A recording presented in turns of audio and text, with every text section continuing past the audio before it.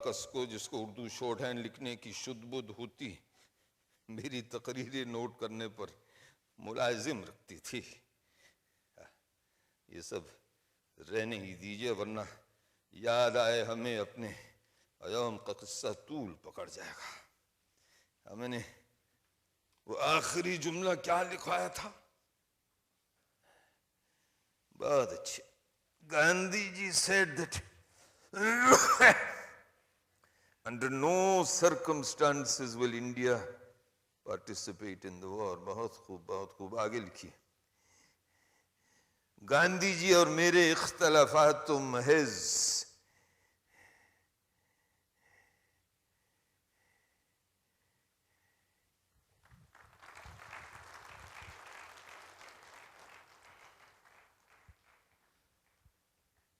صبح سے بےتابی ہے دل کو، آہ نہیں کچھ بھاتا ہے.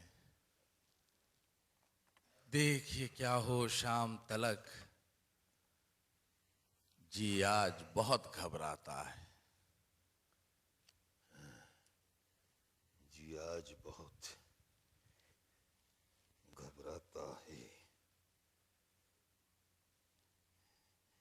سر اسٹافرڈ کرپس نے مجھ سے شکایت کی کہ انہیں قطعی امید نہیں تھی کہ گاندھی جی جیسا شخص سبھاش بوس کی شان میں قصیدہ پڑھے گا.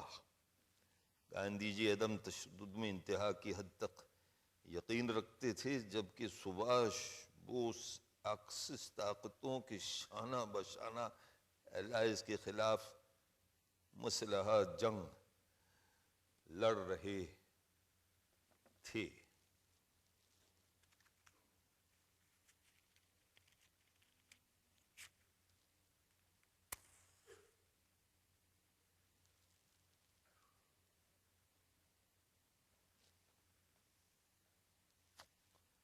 میں نے سر اسٹافرڈ کرپس سے کہا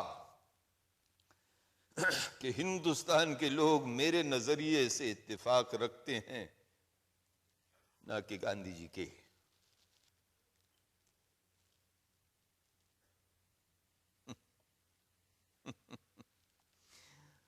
جواہر لال کو سونے میں بڑبڑانے کی عادت ہے. جو لوگ سونے میں بڑبڑاتے ہیں وہ بہت جذباتی ہوتے ہیں. جواہر لال بھی جذباتی ہیں. شریمتی رامیشوری نہرو نے بتایا کہ وہ تو 2 دنوں سے سونے کے دوران مسلسل بڑبڑا رہے ہیں. کبھی دھیرے دھیرے تو کبھی خاصی تیز آواز میں. کبھی کرپس کا نام لیتے ہیں تو کبھی گاندھی جی کا اور کبھی کبھی میرا.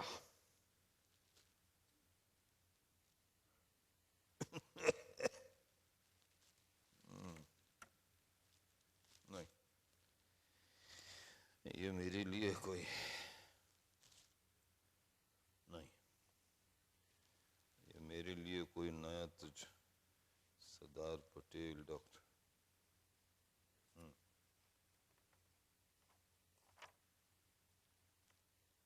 سردار پٹیل ڈاکٹر راجندر پرساد اور آچاریہ کرپلانی کا تو یہ شیوا تھا کہ گاندھی جی کے ہاں میں ہاں ملا دیتے. سو ان لوگوں سے بحث کرنا تقریباً بیکار تھا.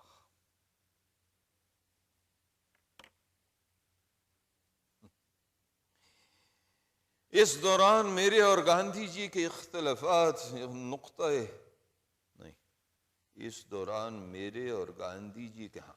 اختلافات نقطۂ عروج پر پہنچ چکے تھے. 7 جولائی کی صبح گاندھی جی کا ایک رقعہ آتا ہے. لکھتے ہیں ہم دونوں ساتھ ساتھ کام نہیں کر سکتے، اس لیے اگر کانگریس چاہتی ہے کہ تحریک آزادی کی قیادت میرے ہاتھ میں رہے تو آپ کانگریس کی پریزیڈنٹ شپ اور ورکنگ کمیٹی سے استعفیٰ دے دیں. اور ساتھ ساتھ جواہر لال بھی. میں فوراً ہی جواہر لال سے ملا اور گاندھی جی کا رقعہ ان کے ہاتھوں میں تھما دیا. اس دوران سردار پٹیل بھی آ گئے. رقعہ پڑھ کر ششدر رہ گئے، گاندھی جی کے پاس پہنچتے کہا کیا غضب کرتے ہیں، اگر مولانا اور جواہر لال نے استعفیٰ دے دیا تو اس کے نتائج ملک، کانگریس اور تحریک تینوں کے حق میں بہت مضر ہوں گے۔ دوپہر میں گاندھی جی مجھ سے ملنے آئے، مجھے سامنے بٹھا کر ایک لمبی چوڑی تقریر کر ڈالی جس کا لب و لباب یہ تھا کہ انہوں نے جلد بازی میں آ کر استعفیٰ مانگ لیا تھا، پر میں ایسا کرنے سے باز رہوں، سو میں باز رہا۔ شام کو 3 بجے ورکنگ کمیٹی کے اجلاس پر گاندھی جی نے جو پہلا جملہ مجھ سے کہا تھا وہ یہ تھا انگریزی میں، "The penitent sinner has come to thee, مولانا"۔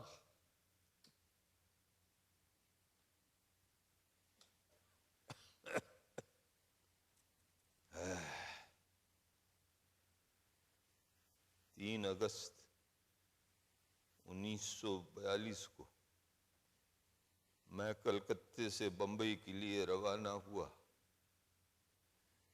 بیگم نے مجھے خدا حافظ کہا۔ مجھے احساس ہو چلا تھا کہ اب کلکتہ لوٹنا کئی سال بعد ہی ممکن ہو سکے گا۔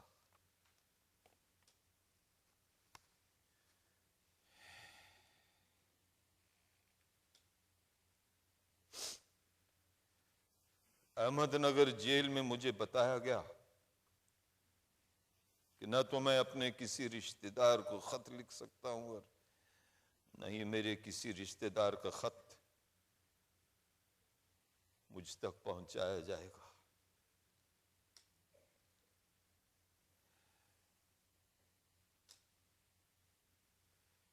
But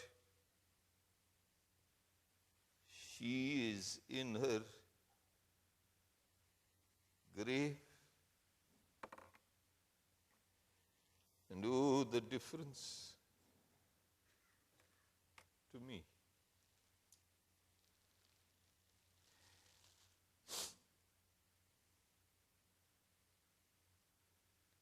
But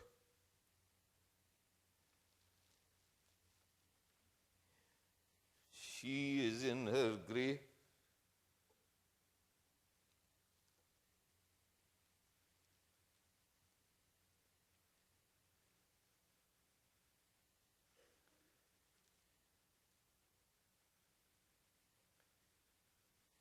and oh, the difference to me.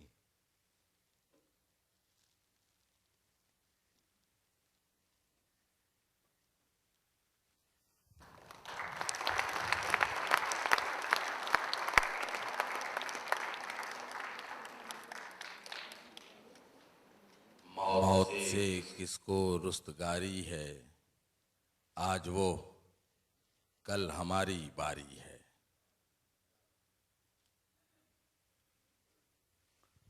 یہ آپ کیا دیکھ رہے ہیں میرے بھائی؟ کل آپ نہیں آئے، دماغ حاضر تھا،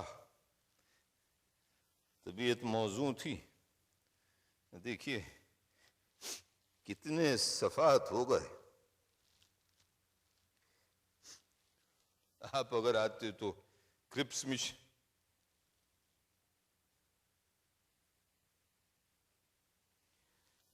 خدا بخشے بہت سی خوبیاں تھیں مرنے والی میں۔ غالب نے ڈومنی کی موت پر ایک مرثیہ نما غزل کہی تھی، درد سے میرے ہے تجھ کو بے قراری، ہائے ہائے کیا ہوئی ظالم تیری غفلت شاعری، ہائے ہائے۔ جی میں آتا ہے کہ دوسرا مصرع رو رو کر پڑھوں اور ہائے ہائے تک پہنچنے سے پہلے یہ عالم ہو کہ میں اپنا سینہ پیٹ رہا ہوں۔ وہ سب سے کہتی تھی کہ بس ایک بار مجھے مولانا کو دکھا دو۔ مولانا تھا کہ کوسوں دور احمد نگر جیل میں، اور کر ہی کیا سکتی تھی؟ بس یہ کہہ کر چلی گئیں کہ اب مولانا کا دیدار ممکن نہیں، ان سے کہیے کہ میں تمہارے نام پر مر رہی ہوں، لیکن تم میرے چلے جانے کا غم مت کرنا۔ 3 اگست 1942 کو جب میں گھر چھوڑ کے جا رہا تھا تو ہمیشہ کی طرح وہ دروازے تک آئی تھیں خدا حافظ کہنے کو۔ اس روز مجھے یہ کیا معلوم تھا کہ وہ خدا حافظ اس لیے نہیں کہہ رہی تھی کہ میں سفر کرنے والا ہوں، وہ اس لیے کہہ رہی تھی کہ وہ خود سفر کرنے والی تھی۔ یوں تو بہت سخت جان ہوں میں ہمایوں، لیکن ان کے ذکر پر میں اپنے آپ کو روک نہیں پاتا۔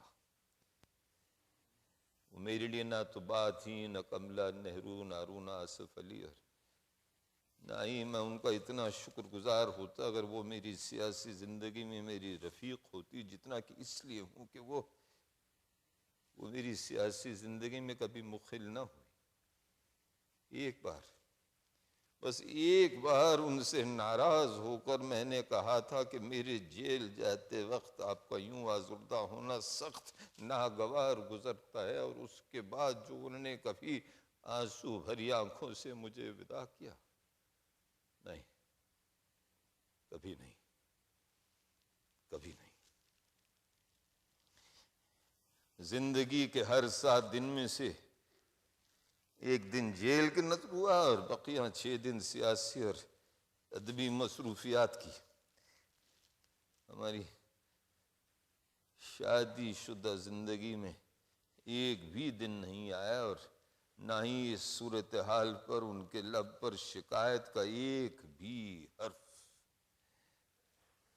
تنہائی کے جو بھی لمحات میسر ہوتے تو کچھ اس طرح کہ رات کو 2 بجے سخت گرمی میں میں کچھ لکھنے کی کوشش کر رہا ہوں، اور وہ ہیں کہ پنکھا جھل رہی ہیں۔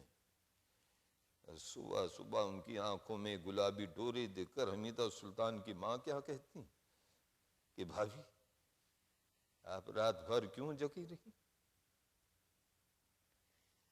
میرے بھائی جو بھی کچھ کہا آپ سے کہا، اور آپ تک محدود رہے تو بہتر۔ کاہے کو؟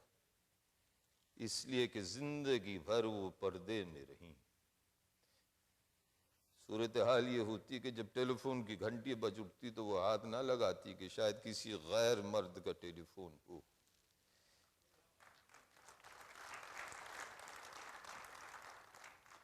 مولوی صاحب وہ واحد غیر مرد تھے جن سے وہ پردہ نہیں کرتی، اس لیے کہ ایک ہی چھت کے نیچے رہتے رہتے وہ غیر نہ رہے۔ اچھا یہ بتائیے کہ کل میں نے آخری جملہ کیا لکھا تھا؟ Now she is in her grave.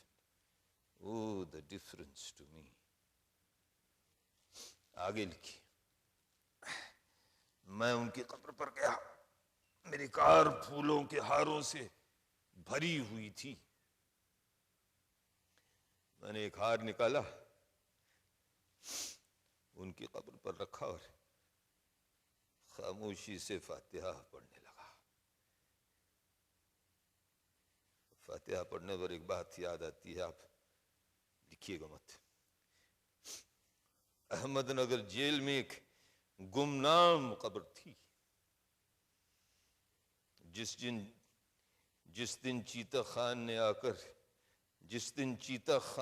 کر بیگم کے انتقال کا ٹیلی گرام میرے ہاتھوں میں پوری خاموشی کے ساتھ تھما دیا، اس دن سے لے کر جتنے بھی دن میں اس جیل میں رہا تو اس گمنام قبر پر باقاعدگی سے فاتحہ پڑھتا رہا۔ اللہ اس قبر کے مکین اور زلیخا بیگم کی مغفرت کرے۔ چیتا خان ہے نا ایک عجیب و غریب نام، چلیے اس کا قصہ میں آپ کو بتا ہی دیتا ہوں، بلکہ آپ لکھ بھی لیجئے۔ ہوا یوں میرے بھائی، ہوا یوں کہ میرے گرفتار ہو جانے کے کچھ 5 دن بعد وہاں ایک میجر ایم سینڈوک کا بحیثیت سپرنٹینڈنٹ تقرر ہوتا ہے. اب ان کا نام آسانی سے زبان پر چڑھتا ہی نہیں تھا. یہ لیجیے، آج بھی مجھے ان کا پورا نام یاد نہیں آ رہا ہے. کیا ہے کہ ایم کا فل فارم بھی کافی لمبا چوڑا اور مشکل تھا. ان انگریزوں کے نام کیا ہوتے تھے پورا پتہ ہوتا تھا. لفافے پر صرف نام لکھ دیجئے، خط گھر تک پہنچ جائے گا. میں کیا کہہ رہا تھا؟ خاصی دشواری ہوتی تھی ان کا نام لینے میں. تو ایک دن تنہائی میں بیٹھ کر مجھے یہ خیال آیا کہ جب احمد نگر قلعے میں چاند بیوی کو گرفتار کر لیا گیا تھا تو اس وقت ایک حبشی جیلر تھا، چیتا خان. سو میں نے، جواہر لال نے اور دیگر لوگوں نے یہ فیصلہ کیا کہ اب سے ہم میجر ایم سینڈوک کو چیتا خان کے نام سے پکاریں گے. اور کچھ ہی دنوں میں یہ نام اتنا مقبول ہو گیا تھا کہ ہر کوئی انہیں چیتا خان کہنے لگا. حد تو یہ ہوئی کہ ایک دن ہم نے جیلر صاحب سے پوچھا کہ وہ بیچارہ بولا تم چیتا خان کا بات کرتا ہے. وہ کٹر میں چھٹی لے کر چلا گیا. آپ جب گھر جا کر احمد نگر جیل والا چیپٹر پڑھیں گے تو آپ پائیں گے کہ ہر جگہ میں نے ایم سینڈوک کو چیتا خان کے نام سے یاد کیا کہ چیتا خان پہلے پورٹ بلیر میں تعینات تھے. 10 ستمبر کو چیتا خان نے آ کر ہمیں یہ خوشخبری دی کہ اب انگریز حکومت کا یہ فیصلہ ہے کہ ہم قیدیوں کو اخبار ملنے چاہیے، اور ہاں ہفتے میں ایک بار رشتہ داروں کو خط لکھنے کی اجازت بھی ہے. چیتا خان نے ہمارے لیے طرح طرح کے اخبار کا بندوبست کیا وغیرہ وغیرہ. اب یہ سخت جاتی ہوئی ان حضرت کے ساتھ، لیکن میں کیا کروں کہ دل بھی تو مجبور ہے. اب جب گھر جا کر احمد نگر جیل والا چیپٹر پڑھیں گے تو اس میں یہ بھی دیکھیے کہ کیا میں نے اس میں گاندھی جی کے ورت کا ذکر کیا. اچھا، اب ابھی دیکھنا چاہتے ہیں تو ابھی دیکھ لیجئے. نہیں صاحب، ہرگز نہیں، قطعی نہیں، بالکل نہیں. واقعی یہ بات میری سمجھ میں کبھی نہیں آئی کہ گاندھی جی یہ ورت کائے کو رکھتے تھے. اس لیے میں نے جو لکھا ہے وہی چھپے گا بھی. لیکن ایک مزے کی بات بتاؤں، انگریز حکومت کا یہ سوچنا تھا کہ گاندھی جی کی یہ عمر، یہ صحت اور اوپر سے ورت 21 دن کا، وہ بچ نہیں پائیں گے، بلکہ حضرت جیل میں ہی مرنا چاہتے ہیں تاکہ ان کی موت کی تمام تر ذمہ داریاں انگریز حکومت کے سر عائد ہو جائیں. انگریزوں نے ان کی چتا کے لیے سندل اور گھی تک کو، میں معافی چاہوں گا، ان کی چتا کے لیے سندل اور گھی تک اکٹھا کیا تاکہ یہاں وہ مرے اور پھر وہاں آغا خان پیلس میں ان کی آخری رسومات ادا کی جائیں اور بعد کو راکھ ان کے لڑکوں کے حوالے. اور میرے بھائی، صورتحال بھی کچھ اسی طرح کی پیدا ہو گئی تھی. لگنے لگا کہ انگریز حکومت کا وہ سوچنا درست ہے. میرے بھائی، ڈاکٹروں تک نے امید چھوڑ دی، لیکن کیا کہنے تھے اس شخص کی قوت ارادی کے، خودداری کے. موت ایک طرف دبک کر بیٹھ گئی، لیکن کیا دیکھتے ہیں ہم کہ 21 دن کے بعد گاندھی جی ورت توڑ کے آ رہے ہیں. واہ صاحب واہ! یہ آپ ضرور لکھیے. اچھا، آپ لکھ بھی رہے ہیں، اور اگر آپ کا قلم رک جائے تو ایک اور بات ہے جو کبھی میری سمجھ میں نہیں آئی، یہ بھی آپ لکھ دیجئے کہ علامہ اقبال نے اپنے مرد مومن کے لیے نیچے کا وہ سپرمین کیوں ادھار لیا، ان کی نظر اپنے آس پاس کے گاندھی جی پر کیوں نہیں پڑی. درست ہے میرے بھائی، درست ہے. دونوں کا نقطہ نظر یکساں نہ تھا. گاندھی جی وطن پرست تھے اور علامہ ملت پرست. یہاں تک کہ وہ وطنیت کو ملت کا کفن کہتے تھے. ان تازہ خداؤں میں بڑا سب سے وطن ہے، جو پیرہن اس کا ہے وہ ملت کا کفن ہے. واہ صاحب واہ! شعر تو بہت ہی اچھا ہے لیکن نظریہ اتنا ہی برا. یہ بھی خاصے کی چیز ہے کہ کاہے کو اور کیسے.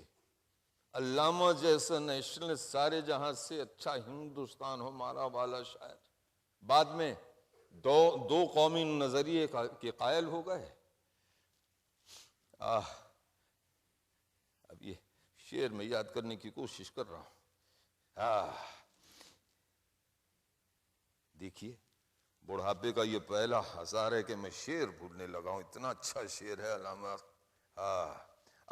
غیریت کے پردے ایک بار پھر اٹھا، اب یاد آیا، غیریت کے پردے ایک بار پھر اٹھا دے، بچھڑوں کو پھر ملا دے، نقش دوئی مٹا دے۔ لکھنے والے شاعر نے لیگ کو دیے گئے خطب صدارت میں یہاں تک کہہ ڈالا کہ مسلمان اور ہندو وہ دو الگ الگ قومیں ہیں جو کبھی ایک ساتھ رہ ہی نہیں سکتے۔ اب اس سے کیا کہیں گے آپ؟ مذاق، پہیلی یا قدرت کی چال؟ لیکن ایک عدد علامہ اقبال، پاکستان انہیں اپنا نظریاتی خالق مانتے ہیں، اور ہر صبح بھارت کے ہر اسکول میں ان کا سارے جہاں سے اچھا ہندوستان ہمارا گایا جاتا ہے۔ اب اس سے کیا کہیں گے ہم؟ ہندی ہیں ہم، وطن ہے ہندوستان ہمارا، لکھنے والا بات کو پاکستانی کہلایا گیا، اور جس نے پاکستان کا قومی ترانہ تحریر کیا، میرے بھائی میں جگرناتھ آزاد کی بات کر رہا ہوں، وہ بیچارے شرنیاتی ہو کر دلی چلے آئے اور آج کل پبلیکیشن ڈویژن میں کام کر رہے ہیں۔ جو چاہے آپ کا حسن کرشمہ ساز کرے، اور اٹھتے اٹھتے آپ یہ بھی سن لیجئے اگر ہم نہ جانتے ہوں تو،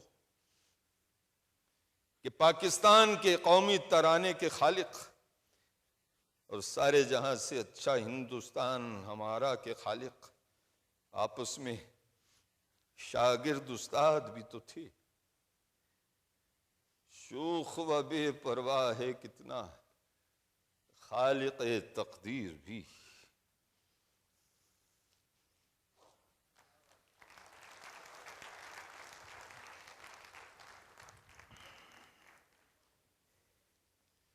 سادگی پر اس کی مر جانے کی حسرت دل میں ہے، کہ سادگی پر اس کی مر جانے کی حسرت دل میں ہے، اور بس نہیں چلتا کہ پھر خنجر کف قاتل میں ہے۔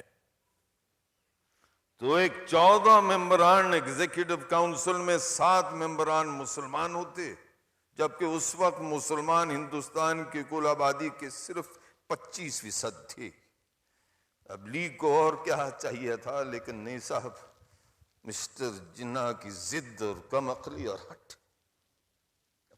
آپ مانیں یا نہ مانیں، اور مانیں گے کیوں نہیں، لیکن مجھے لیگ ہمیشہ مسلمان دوست کم اور کانگریس دشمن زیادہ نظر آتی تھی، اور کانگریس دشمن سے بھی کہیں زیادہ ہم مسلمان کانگریسیوں کی دشمن۔ اب ایک آدھ واقعات ہو تو بتا دوں۔ اب یہ کون سی بات ہوئی کہ کانگریس ایگزیکٹو کاؤنسل کے لیے کوئی مسلمان نامزد نہیں کر سکتی؟ واہ صاحب واہ! 1946 میں ہمارے جناح صاحب وائس روئے لارڈ ویبل کو ایک خط لکھتے ہیں کہ ایگزیکٹو کاؤنسل میں کوئی غیر لیگی مسلمان شامل نہیں ہونا چاہیے، اور پھر کوئٹہ میں ایک تقریر کے دوران انہوں نے یہاں تک کہہ ڈالا کہ نیشنلسٹ مسلمان ہے ہی نہیں۔ اسے میں مسٹر جناح کی کسر نفسی سمجھوں گا کہ انہوں نے مجھے صرف کانگریس کا شوبوئے کہا، ورنہ اس زمانے میں ہر لیگی ہم مسلمان کانگریسی لیڈران کو پارٹی کی نچنیاں کہا کرتا تھا۔ اب اس میں سچ کہاں تک ہے اور جھوٹ کہاں تک میں کہہ نہیں سکتا، لیکن بقول مدینہ اخبار بی بی سی کو دیے گئے ایک انٹرویو کے دوران مسٹر جناح نے باقاعدہ مجھے گالیاں دی۔ خیر، حساب کتاب، لیگ کے 5 نامزد ممبران مسلمان تھے، کانگریس نے مجھے نامزد کیا، مسلمان ہوئے 6۔ جو 4 ممبران لارڈ ویول نے نامزد کیے، ان میں سے خضر حیات خان صاحب کا نام بحیثیت پنجاب کے وزیر اعلیٰ شامل تھا، مسلمان ہوئے 7۔ اور تو اور میرے بھائی، اور تو اور باقی 7 ممبران میں سے 4 اور صرف 4 ہندو تھے، 2 کانگریس نے نامزد کیے تھے، اور 2 لارڈ ویبل نے جو شیڈول کاسٹ طبقے سے تعلق رکھتے تھے۔ باقی 3 ممبران سکھ، پارسی اور عیسائی تھے۔ غرض یہ میرے بھائی، غرض یہ کہ 70% آبادی والے مذہب کی نمائندگی صرف 30%، جبکہ 25% مذہب والے، میں معافی چاہوں گا، 25% مذہب کی نمائندگی 50%۔ لیگ کا یہ کہنا تھا کہ کانگریس ہندوؤں کی جماعت ہے، لیکن ہمارے 5 نامزد ممبران میں سے صرف 2 ہندو تھے۔ ایک طرف لیگ یہ کہتی تھی کہ ہم ہندو پرست ہیں، اور دوسری طرف شملہ میں مسٹر جناح ہمیں حق دے رہے، بلکہ حکم دے رہے کہ ہم ایگزیکٹو کاؤنسل کے لیے صرف ہندو نامزد کر سکتے ہیں۔ واہ صاحب واہ! مسٹر جناح لارڈ ویبل کے دائیں ہاتھ پر بیٹھے ہوئے تھے اور میں ان کے بائیں ہاتھ پہ۔ شام ہوتے ہوتے جناح صاحب فرماتے ہیں کہ کانگریس کے 5 کے 5 نامزد ممبران ہندو ہو سکتے ہیں۔ میں نے فوراً اعتراض کیا، میں نے کہا مسٹر جناح، کانگریس اپنی مرضی سے اپنے ممبران نامزد کرے گی، نہ کہ آپ کی مرضی سے۔ کانگریس کے 5 کے 5 نامزد ممبران ہندو ہو سکتے ہیں، 5 کے 5 مسلمان ہو سکتے ہیں، سکھ ہو سکتے ہیں، پارسی ہو سکتے ہیں، عیسائی ہو سکتے ہیں۔ مسٹر جناح کانگریس سیاسی معاملوں کو مذہب کی اینک اوڑھ کر نہیں دیکھا کرتی۔ اور سچ کہوں اے برہمن، اگر تو برا نہ، میں معافی چاہوں گا، آج میرا دماغ کام نہیں کر رہا ہے۔ سچ کہہ دوں اے برہمن، اگر تو برا نہ مانے، کہ اگر کسی اور جماعت کا یہ ماننا تھا کہ کانگریس کے 5 کے، میں معافی چاہوں گا، اگر لیگ کے علاوہ اور کسی جماعت کا یہ ماننا تھا کہ کانگریس کے 5 کے 5 نامزد ممبران ہندو ہونے چاہیے تھے، تو وہ تھی ہندو مہاسبھا۔ اب اس بات کا فیصلہ اس کتاب کے قاری کے ہاتھوں، کہ ہندوؤں کی کون سی جماعت تھی، کانگریس یا ہندو مہاسبھا، اور لیگ کس جماعت سے زیادہ قریب تھی؟ میرے بھائی، مجھے اعتراف ہے، صدق دل سے اعتراف ہے کہ کانگریس نے بھی فرقہ پرستی برتی ہے، لیکن صرف ایک آدھ بار۔ چشم پوشی میرا شیوا نہیں، اگر ہوتا تو ڈاکٹر محمود اور مسٹر نریمن کے ساتھ ہوئی زیادتیوں کو میں اتنی تفصیل سے نہ لکھواتا۔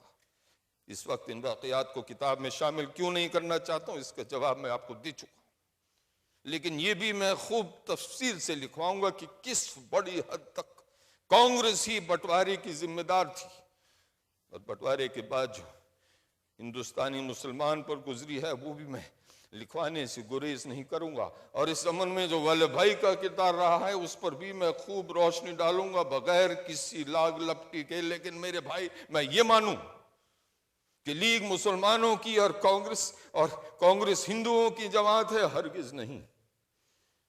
آپ کی تشفی کے لیے اتنا جاننا کافی ہے کہ جب تک میں، یعنی کہ مسلمان، کانگریس کا پریزیڈنٹ تھا اور بہت لمبے عرصے سے تھا، تو ہندوستان کی کسی بھی مسلمان آبادی والے صوبے میں لیگ کی حکومت نہیں بنی۔ صوبہ سرحد میں کانگریس کی حکومت تھی، پنجاب میں یونینسٹ پارٹی کی حکومت چل رہی تھی، سندھ میں سر غلام حسین کی حکومت ہماری مدد سے چل رہی تھی، یہی صورتحال تھی آسام میں بھی۔ تو میں جاننا چاہتا ہوں کہ کس بنا پر لیگ یہ دعویٰ کیا کرتی تھی، کس بنا پر لیگ یہ دعویٰ کیا کرتی تھی کہ وہ ہندوستان کے تمام مسلمانوں کی نمائندگی کرتی ہے۔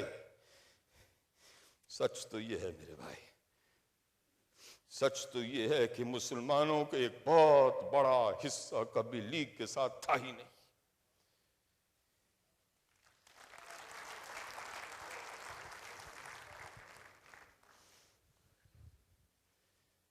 کوچے شوق رہے فکر و نظر سے گزرے، کہ کوچے شوق رہے فکر و نظر سے گزرے، اور نقش پا چھوڑ گئے ہم تو جدھر سے گزرے۔ واہ صاحب واہ! ایک بار خواجہ حسن نظامی نے بھی مجھ سے یہی سوال کیا تھا کہ کیا حضور نے کبھی کچھ عشق وشق بھی فرمایا ہے؟ انہیں جو جواب دیا سو آپ کی بھی نظر ملاحظہ ہو۔ انداز جنوں کون سا ہم میں نہیں، مجنوں پر تیری طرح عشق و رسوا نہیں کرتی۔ مزید نہیں، ضد مت کیجیے، چلیے آپ سننا چاہتے ہیں تو یہ بھی سن لیجیے. کام تو عشق میں بہت تھے میر ہمیں فارغ ہوئے شتابی سے. یہ آپ نے خوب کہی کہ آپ کچھ نثر میں بھی سننا چاہتے ہیں تو نثر میں یہ سن لیجیے. زندگی کا پہلا اور آخری عشق میں نے 16 سال کی عمر میں کیا، اور اس شعر کے ساتھ یہ باب بند. آگے بڑھے نے قصہ عشق بتاں سے ہم، سب کچھ کہا مگر نہ کھلے رازداں سے ہم. کوئی سنے تو کیا کہے، عہد پیری شباب کی باتیں. یہ بھی آپ نے خوب کہی کہ آپ میرے بھی کچھ اشعار سننا چاہتے ہیں. میرے بھائی میرے اشعار ہیں ہی کتنے، بس مٹھی بھر تو ہیں، لیکن آپ بضد تو ہم سنا ہی دیتے، اور کچھ رہا نہیں سنانے کو. ملاحظہ ہو، نشتر یہ دل ہے آہ کس سخت جان کی، نشتر یہ دل ہے آہ کس سخت جان کی، نکلی صدا تو فسد کھلے گی زباں کی. میرے بھائی یہ ماشاءاللہ اور واہ واہ چھوڑیے، یہاں کوئی مشاعرہ تھوڑی نہ ہو رہا ہے. میں کیا عرض کر رہا تھا؟ نکلی صدا تو فسد کھلے گی زباں کی. گنبد ہے گرد باد تو ہے شامیانہ گرد، شرمندہ میری قبر نہیں صاحبان کی. ہوں نرم دل کی دوست کی مانند رو دیا دشمن نے بھی جو اپنی مصیبت بیاں کی. اجازت ہو تو مقطع کو پہنچوں. نوازش. آزاد بے خودی کے نشیب و فراز دیکھ، آزاد بے خودی کے نشیب و فراز دیکھ، پوچھی زمین کی تو کہی آسمان کی. واہ. تو اس غزل میں ایک استادانہ شان ہے. اگر ایسا ہے تو یہ بتائیے کہ یہ استاد شاعر کتنے سال کا رہا ہوگا جب اس سے یہ غزل سرزد ہوئی؟ بتائیے. 12 سال کا، یا زیادہ سے زیادہ 13 سال کا. اور کس عالم میں یہ غزل نازل ہوئی، ذرا یہ بھی تو سنیے. ہوا یوں میرے بھائی، ہوا یوں کہ 1902 یا 1901 کے اودھ پنچ میں میری ایک غزل چھپ جاتی، اور کسی نے جا کر نادر خان شوخ رام پوری صاحب کو یہ خبر دی کہ حضور یہ غزل اور کسی کی نہیں ہے، اسی محی الدین کی ہے. وہی محی الدین جس کی ابھی تک داڑھی مونچھیں بھی نہیں نکل آئی، اور جو روزانہ بازار سے گزرا کرتا ہے. اب شوخ رام پوری صاحب کو کیسے یقین آئے؟ وہ خود پہنچے ہوئے شاعر غالب کے شاگرد، انہیں خدشہ کہ کسی سے لکھوا لیا ہوگا. تو اگلے دن میں بازار سے کیا گزر رہا تھا کہ شوخ رام پوری صاحب نے آواز دی کہ میاں ذرا ادھر تو آئیے. تو میں ان کے سامنے 10 بستہ حاضر. انہوں نے کہا کہ وہ غزل تم نے کہی؟ میرے بھائی وہ غزل کسی اور دن کے لیے اٹھا رکھی، آگے آگے دیکھیے ہوتا ہے کیا. انہوں نے کہا میاں محی الدین تمہاری غزل میری نظر سے گزری، کیا خوب کہتے ہو تم، لیکن اندر ہی اندر میرا امتحان مقصود تھا. انہوں نے کہا میاں محی الدین ایک مصرع ہے، پوچھی زمین کی تو کہی آسمان کی، ذرا اس کا مصرع اولا تو باندھیے، مجھ سے نہیں ہو پا رہا ہے. تو میں یوں ایک وقفے کے لیے میں خاموش ہو جاتا ہوں، اور پھر کہتا ہوں آزاد بے خودی کے نشیب و فراز دیکھ، پوچھی زمین کی تو کہی آسمان کی. تو شوخ رام پوری صاحب فرماتے ہیں کہ میاں ذرا سامنے تو بیٹھیے، کچھ اور بھی کہیے. تو میں یوں وہیں بیٹھے بیٹھے میں نے 7 اشعار کہہ ڈالے، جن میں سے 4 یاد ہیں جو میں نے آپ کو سنا دی. نہیں میرے بھائی یہ غلط ہے، یہ غلط ہے. مولانا شبلی نے مجھے کبھی مولانا ابوالکلام کا بیٹا تو نہیں سمجھا، لیکن ہاں پہلی ملاقات میں انہیں کسی بھی طرح سے یقین نہیں آیا کہ 14-15 کی عمروں میں کامل مولانا ہوں، اور شیخ رشید کی فارسی تقریروں کا یوں فی البدی اردو میں ترجمہ کر سکتا ہوں. ویسے پہلی ملاقات میں مولانا حالی کو بھی یقین نہیں ہوا. یہ بات ہے لاہور کی. 1904 کی انجمن ملت اسلامیہ کا جلسہ، مولانا وحید الدین سلیم نے مجھے مولانا حالی سے ملوایا یہ کہہ کر کہ حضور آپ ہیں مولانا ابو الکلام لسان الصدق ایڈیٹر۔ اب جھوٹ نہ ہوگا اگر میں یہ کہوں کہ مجھے دیکھ کر مولانا حالی ہکا بکا رہ گئے۔ انہوں نے من ہی من یہ سوچا ہوگا کہ یہ عمر، یہ مرتبہ، یہ صلاحیتیں، خیر واللہ علم۔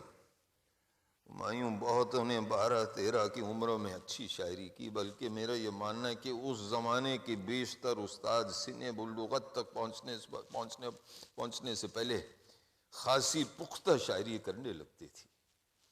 خود میر صاحب نے 12 سال کے غالب کے بارے میں کہا کہ اگر اس لونڈے کو صحیح استاد مل گیا تو اچھا شاعر نکلے گا، ورنہ اول فول بکے گا۔ سو غالب کو بحیثیت استاد ملا عبد الصمد مل گئے۔ اب ایک حکایت یوں بھی ہے کہ یہ ملا عبد الصمد صاحب کبھی سرے سے وجود میں تھے ہی نہیں، کیونکہ اس زمانے میں بغیر استاد کے کوئی بھی شاعر نہیں گردانا جاتا تھا، اس لیے اپنے آپ کو مستند شاعر منوانے کی غرض سے غالب نے ایک ملا عبد الصمد کا نام گڑھ لیا۔ اب بجز غالب کے خط کے اور کسی ذریعے سے پتہ نہیں چلتا کہ ملا عبد الصمد صاحب ایران سے آئے، 2 سال تک غالب کے یہاں رہے، انہیں فارسی پڑھائی اور واپس ایران چلے گئے۔ اس لیے میرا یہ ماننا ہے کہ غالب اپنا استاد خود تھا۔ میر صاحب کی پیشی گوئی سچ ثابت ہو، اس لیے انہوں نے ملا عبد الصمد نام کا ایک استاد ایجاد کر لیا۔ نہیں صاحب، میں شاعر بے استاد نہیں ہوں۔ کچھ دنوں میں نے داغ سے اصلاح لی، مجھ میں اور علامہ بھی یہ بھی ایک تعلق ہے کہ ہم دونوں ایک ہی استاد کے شاگرد رہے۔ خاطر سے یا لحاظ سے میں مان تو گیا، جھوٹی قسم سے آپ کا ایمان تو گیا۔ دل کے مفت کہتے ہیں کچھ کام کا نہیں، الٹی شکایتیں ہوئی احسان تو گیا۔ ہوش و حواس تاب و تواں داغ جا چکے، اب ہم بھی جانے والے ہیں، سامان تو گیا۔ تو یہ ہے داغ دہلوی۔ ہمایوں میرے بھائی، جتنے شوق اور شریر شہرہ اردو زبان کے پاس ہیں شاید ہی کسی اور زبان کے پاس ہوں۔ میر، مومن، ذوق، غالب اور یہ جو ہیں جگر مراد آبادی، علامہ جیسے سنجیدہ اور متین شاعر بھی شوخی سے باز نہ رہے۔ بھری بزم میں اپنے عاشق کو تاڑا۔ عاشق کو تاڑا یہ شوخی ہی تو ہے، اور وہ بھی ٹھیٹ پنجابی شوخی۔ ہاں، کسی زمانے میں میری فطرت میں بھی کچھ شوخی تھی۔ کیا میرے ایک شعر یوں نہیں ہے کہ وعدہ وصل بھی کچھ طرفہ تماشے کی ہے بات، وعدہ وصل بھی کچھ طرفہ تماشے کی ہے بات، میں تو بھولوں نہ کبھی ان کو کبھی یاد نہ ہو۔ ویسے میرے بھائی، میں تو بھولوں نہ کبھی ان کو کبھی یاد نہ ہو، آپ کے ساتھ بھی تو ہے، کچھ ہوش میں ہے آپ۔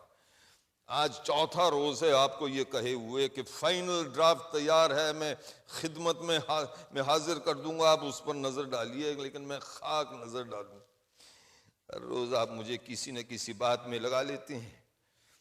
پہلے دن آپ اس لغویات میں کھو گئے تھے کہ میں نے ستار بجانا کب، کس سے اور کیسے سیکھا، اور دوسرے دن آپ کو اس بات سے پریشانی کہ مجھ جیسے مولانا کی دوست کی تھیٹر والے آغا حشر کشمیری کے ساتھ کیسے۔ اس دن میں بتا نہیں بھول گیا کہ حضرت منٹو نے ہم دونوں کے بارے میں یہاں تک کہہ ڈالا کہ روز شام کو کلکتے میں ہم پنڈتوں کے ساتھ اسلام پر بحث کرتے اور پھر ایک ویران مسجد کے غسل خانے میں چھپ کر ہم شراب پیتے۔ ہرگز نہیں میرے بھائی، ہرگز نہیں۔ یہ کوئی افسانہ نگاری ہوئی پھکڑ گوئی ہے، یہ پھکڑ گوئی۔ لیکن آپ کو کل شام راہ راست پر آ جانا چاہیے تھا، لیکن نہیں۔ آپ کو اس بات سے ملال کہ میں ایک نیشنلسٹ ہوتے ہوئے بھی ہندوستانی تیل عطر اور چائے کو نفرت کی حد تک ناپسند کرتا ہوں، اور آج آپ میرے معاشقے ہی گنوانے بیٹھ گئے۔ میرے بھائی اس طرح سے کام نہیں چلے گا۔ میں چاہتا ہوں کہ اس کتاب کی اشاعت میرے جیتے جی ہو جائے، اگلے سال میرے یوم پیدائش پہ ہو جائے تو کیا کہنے، جو آج ہے سر گزشت اپنی، کل اس کی کہانیاں بنیں گی۔